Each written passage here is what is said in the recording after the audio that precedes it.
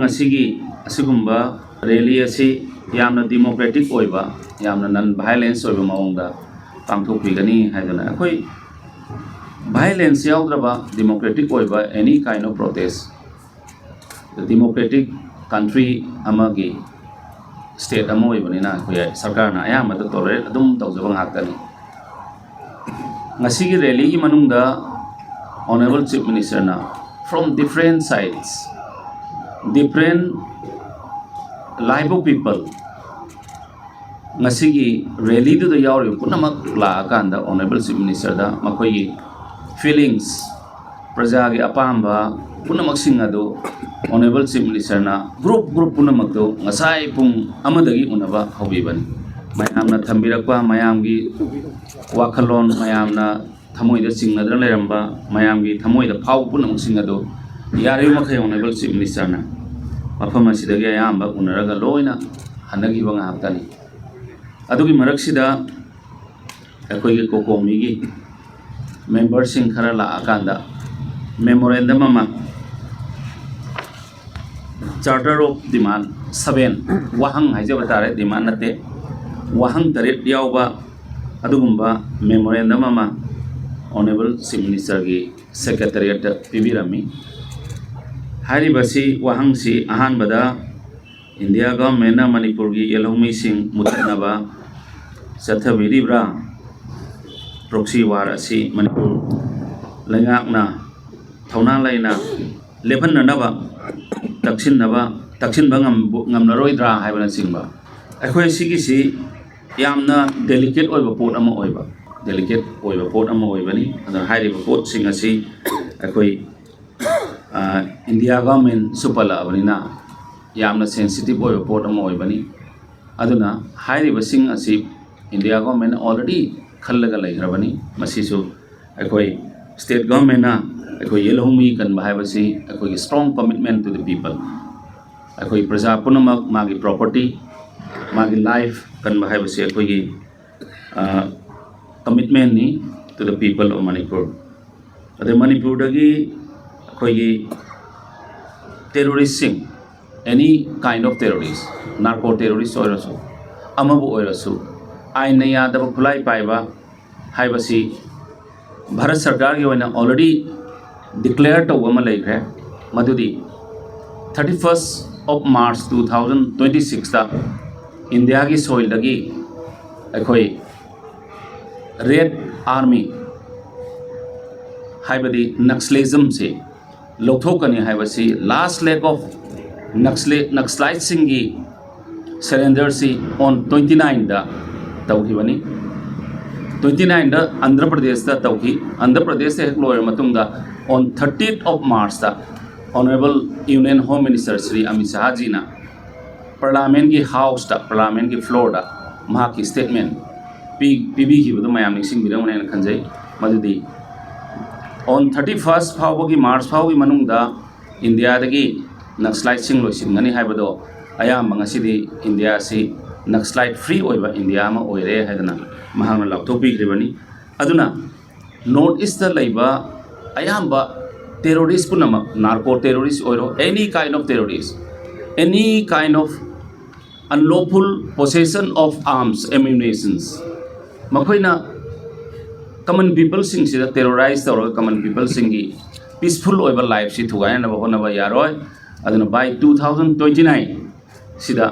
akoi Bharat Sarkar na target ama thamla herga north east ta laiba adugumba terrorist ki activities si muthat kani haibagi laigrabani aduna masisu akoi amagi sukna natana akoi yam kanna Bharat Sarkar na akoi the instruction pb laigre aduna accordingly akoi masi soidana akoi sarkar na su muthat na akoi soidana honagani si ahum subada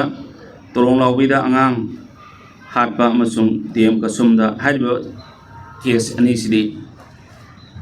NIA da pigre ngasi maksu IG amana lead tawraga NIA gi team ama haiba sports singsta koi chali se akoi na tum khangjaba matam na honorable chief minister made the IG several times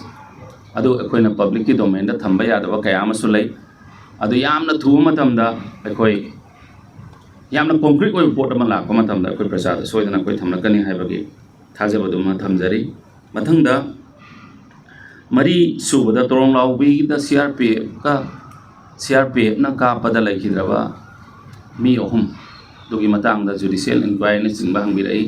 ꯃꯁꯤ ꯌꯥꯝ ꯂꯥꯏꯕꯛ ꯊꯤꯕ ꯄꯣꯠ ꯑꯃꯅꯤ ꯑꯗꯨꯅ ꯃꯁꯤꯒꯤꯁꯤꯗꯤ ꯑꯩꯈꯣꯏ ꯀꯣꯀꯣꯃꯤꯒꯤ ꯏꯆꯤꯜ ꯏꯅꯥꯎꯁꯤꯡꯒ ꯑꯩꯈꯣꯏꯒ ꯇꯥꯟꯅꯔꯒ ꯃꯁꯤꯒꯤꯁꯤꯗ ꯂꯩꯔꯤꯕ ꯄꯣꯠꯁꯤ ꯏꯟꯀ꯭ꯋꯥꯏꯔꯤ ꯇꯧꯍꯟꯕ ꯃꯇꯝꯗ ꯑꯩꯈꯣꯏꯒꯤ ꯀꯌꯥꯝ ꯐꯒꯗꯣꯏꯅꯣ ꯑꯩꯈꯣꯏ ꯀꯌꯥꯝ ꯐꯠꯂꯣꯏꯗꯧꯔꯤꯅꯣ ꯍꯥꯏꯕꯁꯦ ꯑꯁꯤꯃꯁꯨ ꯑꯩꯈꯣꯏ ꯈꯟꯅꯕ ꯑꯃ ꯃꯊꯧ ꯇꯥꯕ ꯍꯥꯏꯕꯗꯤ ꯃꯁꯤꯒꯤ so many documentation ꯑꯃ ꯂꯩꯊꯣꯛꯈ꯭ꯔꯦꯕ ꯂꯩꯕꯁꯤꯅ ꯃꯁꯤꯃꯇꯪꯗꯤ ꯑꯩꯈꯣꯏꯅ ꯈꯔ ꯑꯩꯈꯣꯏ ꯃꯌꯥꯝ ꯈꯟꯅꯔꯀꯥꯟꯗ ꯑꯩꯈꯣꯏ ꯄ꯭ꯔꯖꯥꯒꯤ ꯑꯗꯨꯒ ꯑꯩꯈꯣꯏ ꯁꯔꯀꯥꯔꯒꯤ ꯑꯩꯈꯣꯏꯗꯤ ꯄ꯭ꯔꯖꯥꯒꯤ ꯃꯤꯍꯨꯠ ꯑꯣꯏꯅ ꯄ꯭ꯔꯖꯥꯅ ꯊꯝꯕꯤꯕꯅꯤ ꯑꯗꯨꯅ ꯃꯁꯤꯗꯤ ꯑꯩꯈꯣꯏ ꯌꯥꯝ ꯍꯦꯟꯅ ꯈꯟꯅꯕ ꯑꯃꯒꯤ ꯃꯊꯧ ꯇꯥꯏꯌꯦꯅ ꯑꯩ ꯃꯌꯥꯝꯗ ꯊꯝꯖꯒꯦ IDPꯁꯤꯡꯒꯤꯁꯤ ꯑꯩꯈꯣꯏ ꯑꯌꯥꯝꯕ ꯃꯥꯔꯆ ꯊꯥ ꯑꯦꯄ꯭ꯔꯤꯜ ꯊꯥꯁꯤꯡꯁꯤꯗ ꯑꯌꯥꯝꯕ ꯍꯟꯖꯤꯟꯅꯅꯕꯇꯧꯕꯅꯤ ꯑꯗꯨꯕꯨ ꯇꯥꯡ 8ꯇꯒꯤ ꯊꯣꯛꯂꯛꯏꯕ ꯊꯧꯗꯣꯛꯁꯤꯅ ꯑꯌꯥꯝꯕ ꯍꯟꯖꯤꯟꯕ ꯉꯝꯗ꯭ꯔꯦ ꯑꯗꯨꯒꯤ ꯃꯊꯛꯇ ꯑꯃꯨꯛ ꯑꯩꯈꯣꯏꯅ ꯁꯦꯀ꯭ꯌꯨꯔꯤꯇꯤ ꯑꯦꯔꯦꯟꯖꯃꯦꯟ ꯈꯔ ꯇꯧꯕꯗꯣ 87 ꯀꯝꯄꯅꯤꯁꯤ ꯏꯂꯦꯛꯁꯟꯒꯤ ꯑꯩꯈꯣꯏ ꯁ꯭ꯇꯦꯠꯁꯤꯗꯒꯤ CPFꯁꯤ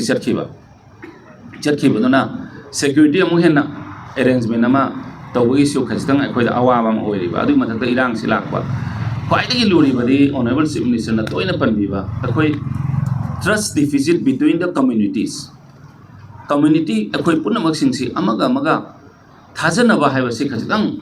ꯋꯥꯠꯂꯒꯗꯤ ꯑꯩꯈꯣꯏꯗ ꯆꯤꯡꯅꯅ ꯌꯨꯝꯗꯨꯗ ꯅꯨꯡꯉꯥꯏꯅ ꯂꯩꯕ ꯉꯝꯃꯣꯏꯗꯧꯕ ꯑꯗꯨꯒꯨꯝꯕ ꯀꯌా ꯑꯃ ꯂꯩꯕꯗꯣ ꯑꯗꯨꯒꯤ ꯑꯩꯈꯣꯏ ꯌꯥꯝ ꯀꯟꯅ ꯍꯣꯠꯅꯖꯔꯤ ꯑꯣꯅꯔꯦꯕꯜ ꯆꯤꯐ ꯃꯤꯅꯤꯁꯇꯔꯅ ꯇꯣꯉꯥꯟꯕ IDPꯁꯤꯡꯒꯤ ꯔꯤꯂꯤꯐ ꯀꯦꯝꯞꯁꯤꯡꯁꯤꯗ ꯚꯤꯖꯤꯠ ꯇꯧꯔꯦ ꯍꯥꯏꯔꯒ ꯃꯌꯥꯝꯗꯨꯒ ꯋꯥꯔꯤ ꯁꯥꯟꯅꯔꯤ ꯀꯝꯃ꯭ꯌꯨꯅꯤꯇꯤ ꯄꯨꯝꯅꯃꯛꯀꯤ ꯂꯩꯔꯤꯕ IDPꯁꯤꯡꯒꯤ relief ꯀꯦꯝꯞꯁꯤꯡꯁꯤꯗ whenever he gets time ꯃꯥꯅ ꯃꯇꯝ ꯍꯦꯛ ꯐꯪꯕꯒ ꯑꯣꯅꯔꯦꯕꯜ ꯆꯤꯐ ꯃꯤꯅꯤꯁꯇꯔꯅ ꯆꯠꯂꯒ ꯃꯌꯥꯝꯗ ꯋꯥꯔꯤ ꯋꯥꯇꯥꯏ ꯑꯗꯨꯝ ꯁꯥꯟꯅꯔꯤ ꯈꯔ ꯑꯃꯅꯗꯤ ꯍꯟꯖꯤꯟꯅꯤꯡꯕꯁꯨ ꯌꯥꯎꯕ ꯈꯔ ꯑꯃꯅꯗꯤ ꯑꯩꯈꯣꯏꯒꯤꯁꯤꯕꯨ ꯍꯟꯖꯤꯜꯂꯒ ꯇꯪꯗꯨ ꯂꯩꯇꯥꯅ ꯂꯩꯕ ꯉꯝꯒꯗꯧꯔꯤꯕ꯭ꯔꯥ ꯉꯝꯃꯣꯏꯗꯧꯔꯤꯕ꯭ꯔꯥ ꯍꯥꯏꯕꯁꯤꯡꯁꯦ ꯑꯁꯤ ꯂꯩꯕ ꯑꯗꯨꯅ ꯁꯔꯀꯥꯔꯁꯤꯅ ꯍꯦꯛꯇ ꯌꯥꯔꯅꯤ ꯍꯥꯏꯗꯨꯅ ꯊꯝꯃꯨꯔꯒ ꯑꯃꯨꯛꯀ ꯍꯦꯟꯅ ꯐꯠꯇꯕ ꯑꯣꯜꯂꯛꯀꯗ꯭ꯔꯥ ꯍꯥꯏꯕꯗꯨꯒꯤ ꯂꯩꯖꯕꯅꯤ ꯑꯩꯈꯣꯏ ꯁꯔꯀꯥꯔꯅ ꯌꯥꯝ ꯀꯟꯅ ꯍꯣꯠꯅꯖꯩ ꯑꯁꯤꯃꯁꯨ ꯃꯊꯪꯗ 6 ꯁꯨꯕꯗ ꯃꯅꯤꯄꯨꯔꯗꯁꯨ ꯑꯦꯕ꯭ꯔꯣꯒꯦꯠ ꯇꯧꯍꯜꯂꯔꯣꯏꯗꯧꯕ꯭ꯔꯥ ꯍꯥꯏꯕ ꯋꯥꯍꯪ ꯑꯃ ꯍꯪꯕꯤ ꯃꯅꯤꯄꯨꯔꯗꯁꯨ ꯑꯦꯕ꯭ꯔꯣꯒꯦꯠ ꯇꯧꯕꯁꯤꯗꯤ ꯃꯦꯗꯤꯌꯥꯒꯤ ꯏꯆꯤꯜ ꯏꯅꯥꯎꯁꯤꯡ ꯃꯔꯨꯞ ꯃꯄꯥꯡꯁꯤꯡꯅꯁꯨ ꯍꯦꯟꯅ ꯈꯪꯕꯤ ꯃꯗꯨꯗꯤ in several times ꯑꯩꯈꯣꯏꯅ ꯑꯦꯁꯦꯝꯕ꯭ꯂꯤꯒꯤ ꯐ꯭ꯂꯣꯔꯗ ꯁꯨꯁꯤ ꯑꯩꯈꯣꯏ ꯑꯦꯛꯁꯇꯦꯟꯁꯟ ꯇꯧꯕꯤꯒꯅꯨ ꯁꯨꯁꯤ ꯑꯦꯕ꯭ꯔꯣꯒꯦꯠ ꯇꯧꯕꯤꯈ꯭ꯔꯣ ꯍꯥꯏꯅ ꯑꯩꯈꯣꯏꯅ ꯏꯕꯗꯨꯅꯤ ꯑꯗꯨꯕꯨ ꯁꯦꯟꯇ꯭ꯔꯦꯜ ꯒꯚꯔꯟꯃꯦꯟꯠꯅ ꯃꯥꯒꯤ ꯄꯣꯂꯤꯁꯤ ꯑꯃꯒꯤ ꯀꯔꯤ ꯄꯣꯂꯤꯁꯤ ꯑꯐꯕꯒꯤ ꯑꯣꯏꯔꯝꯒꯅꯤ ꯐꯠꯇꯕꯒꯤꯗꯤ ꯑꯣꯏꯔꯣꯏ ꯑꯩꯈꯣꯏꯅ ꯃꯈꯣꯏꯒꯤ ꯄꯣꯂꯤꯁꯤ ꯑꯃꯒꯤ ꯃꯈꯥꯗ ꯁꯨꯁꯤ ꯃꯈꯣꯏꯅ ꯑꯃꯨꯛ ꯊꯝꯖꯤꯜꯂꯛꯄꯅꯤ ꯑꯗꯨꯅ ꯍꯥꯏꯔꯤꯕꯁꯤꯡꯁꯤꯗꯤ ꯑꯩꯈꯣꯏꯅ ꯍꯦꯛꯇ ꯗꯤꯁꯤꯖꯟ ꯂꯧꯕ ꯉꯝꯗꯕ ꯃꯁꯤꯗꯤ ꯑꯩꯈꯣꯏꯒꯤ ꯁꯦꯟꯇ꯭ꯔꯦꯜ ꯒꯚꯔꯟꯃꯦꯟꯠꯁꯨ ꯌꯥꯎꯕ ꯃꯤꯅꯤꯁꯇ꯭ꯔꯤ ꯑꯣꯐ ꯍꯣꯝ ꯑꯦꯐꯤꯌꯔꯁꯨ ꯌꯥꯎꯕ ꯑꯗꯨꯅ ꯑꯗꯨꯃꯥꯏꯅ ꯑꯩꯈꯣꯏ ꯊꯝꯖꯒꯦ 8 ꯁꯨꯕꯗ NRC ꯇꯧꯗꯨꯅ ꯏꯂꯤꯒꯦꯜ ꯃꯥꯏꯒ꯭ꯔꯦꯟꯠꯁꯤꯡ ꯇꯛꯊꯣꯛꯅꯕ ꯊꯕꯛ ꯇꯧꯔꯔꯣꯏꯗꯧꯕ꯭ꯔꯥ ꯍꯥꯏꯕ ꯑꯁꯤꯗꯤ ꯍꯥꯟꯅꯗꯒꯤ ꯑꯗꯨꯝ ꯒꯚꯔꯟꯃꯦꯟꯠ ꯑꯣꯐ ꯏꯟꯗꯤꯌꯥꯅ ꯑꯩꯈꯣꯏꯗ ꯇꯥꯏꯝ ꯑꯦꯛꯁꯇꯦꯟꯁꯟ ꯄꯤꯔꯀꯥꯟꯗ ꯑꯩꯈꯣꯏꯒꯤ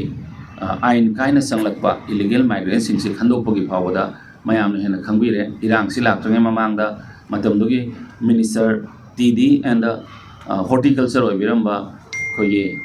ꯂꯦꯠꯄꯥꯎꯅ ꯆꯤꯌꯔꯃꯦꯟ ꯑꯣꯏꯔꯒ ꯃꯇꯝꯗꯨꯒꯤ PACDꯒꯤ ꯃꯤꯅꯤꯁꯇꯔ ꯑꯣꯏꯕꯤꯔꯝꯕ ꯑꯋꯥꯡꯕ ꯅ꯭ꯌꯨꯃꯥꯏ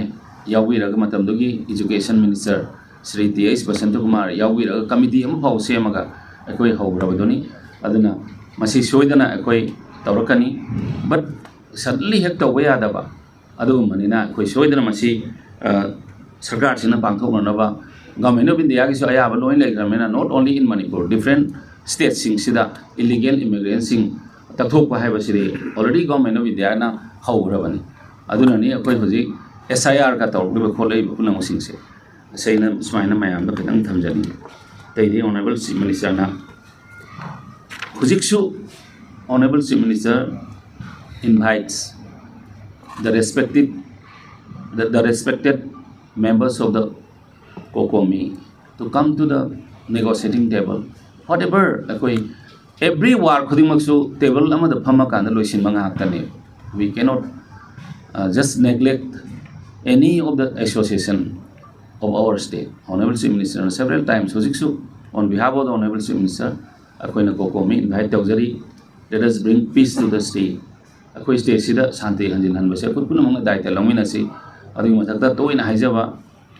ꯑꯦꯀꯥꯗꯃꯤꯛ ꯀꯦꯂꯦꯟꯗꯔ ꯑꯩꯈꯣꯏ ꯏꯆꯥꯁꯤꯡꯁꯤ ꯂꯣꯏꯅ ꯀꯥꯏꯁꯤꯜꯂꯛꯑꯕꯅꯤ